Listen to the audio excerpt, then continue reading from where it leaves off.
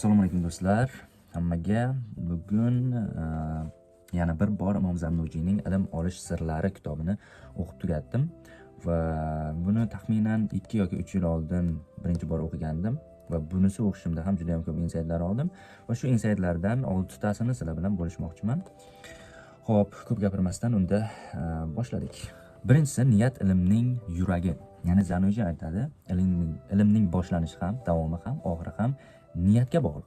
Ya'ni ilm olishdan niyat obro' bo'ladigan bo'lsa yoki mansab, birovlarga yaxshi ko'rinish, aqlli ko'rinish bo'ladigan bo'lsa, ilm u odamga yuqmaydi deyaptilar. Bu kitobda rostdan ham bu kitobda aytilganki, ya'ni ilm ba'zi bir amallarni, oddiy amallarni savobli amallarga o'zgartirishi mumkin. Xuddi shunday yaxshi amallarni ham niyat orqali biz gunoh amallarga, yomon amallarga o'tkazib olishimiz mumkin ekan. Shuning uchun ham ilm olishdan ham niyat eng muhim omillardan biri ekan.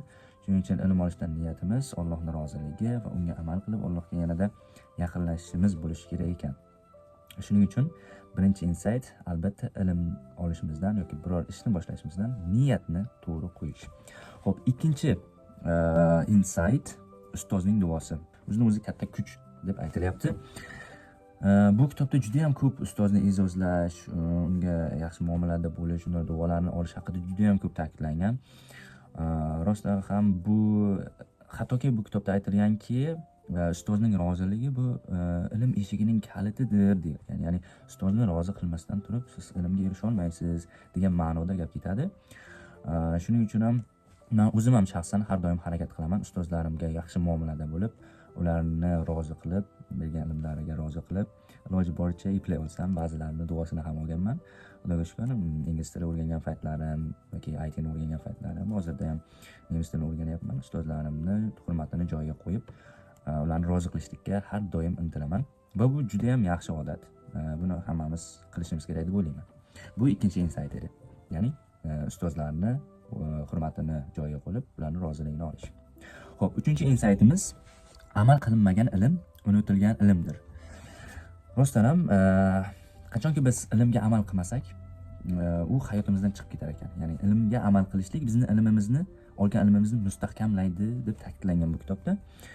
Ya'ni rostdan ham qachonki biz olgan ilmlarimizga amal qilsak, u ilm bizani hayotimizni bir bo'lagi bo'lib qoladi.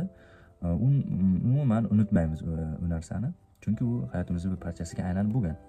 Shuning uchun kitobda ham aytiladiki, ilm olgandan so'ng unga amal qilish kerak, bo'lmasa ilm zoyi ketadi degan ma'no ketadi. Shuning uchun men o'zim ham har doim harakat qilaman olgan ilmlarimga amal qilishda, lekin tan olishimiz kerak, biz hammamiz insonmiz, bu juda ham qiyin narsa, har bir olgan ilmlarimizga amal qilish. Lekin men kuchim boricha harakat qilaman. Va bizning uchinchi insightimiz yana ilmga olingandan so'ng albatta amal qilish kerak. Amal qilinmaganda u zoyi bo'lishi mumkin. Ya'ni shunchaki bizni vaqtimiz ketdi u ilmni olishga va biz unga amal qilmadik. Ko'p narsa yo'qotdik. Xo'p, bu uchinchi insight edi. To'rtinchi insightga keladigan bo'lsak, tong ilmning eng barakali vaqti. Zannujiy bu kitobda aytadiki, tong eng zo'r vaqt, ilm olish uchun eng zo'r vaqt deb aytadi va bu fikrga men qo'shilaman. O'zim anchadan beri o'qiydigan bo'lsam, har doim ingliz tilida aytiladiki, early birds deydi. Ertalab turib ishlashni, vazifalar qilishni yoqtiradigan odamlarni early birds deyshadi. Men o'zimni shunaqa deb hisoblayman, chunki ertalab turib kitob o'qib, ilm olish ustida ishlashni juda ham yoqtiraman va bu meni o'zimni samarali uslubim deb bilaman.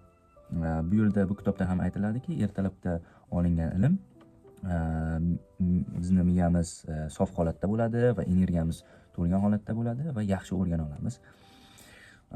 Bu narsani men o'zim har doim o'qib kelaman, qo'llab kelaman. Masalan, kitob o'qishlarda ham ertalab o'qiyman. Ko'p yodlanish kerak bo'ladigan narsalarda yoki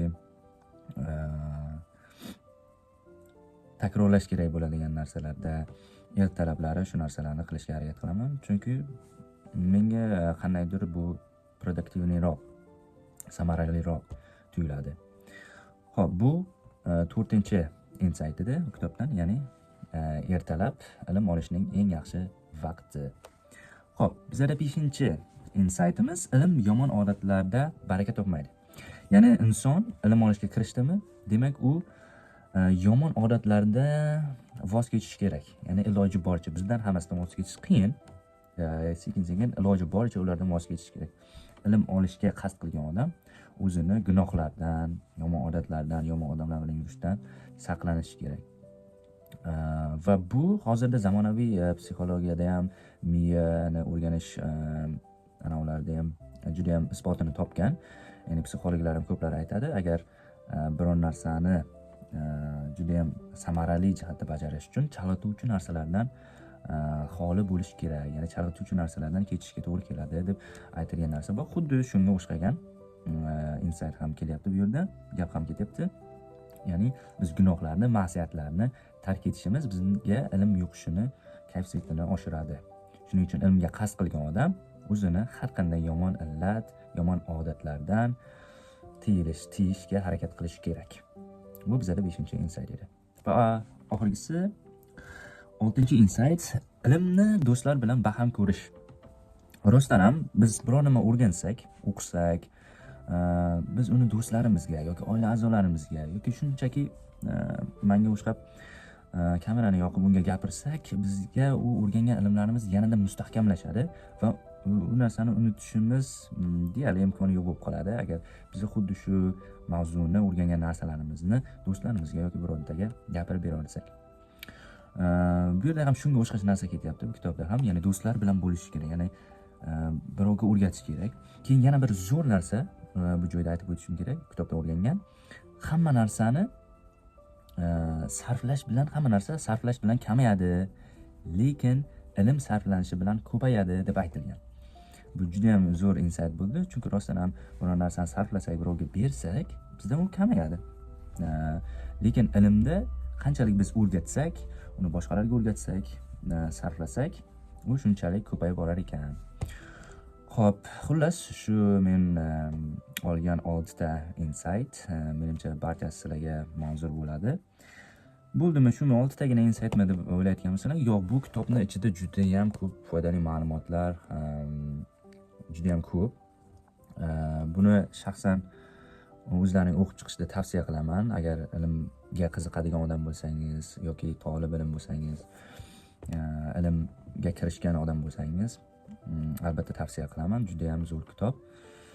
Xo'p, agar videoni shu yergacha ko'rgan bo'lsangiz, sabringizga juda ham qoyil, tasanno. Sizlarga juda ham kattakon rahmat.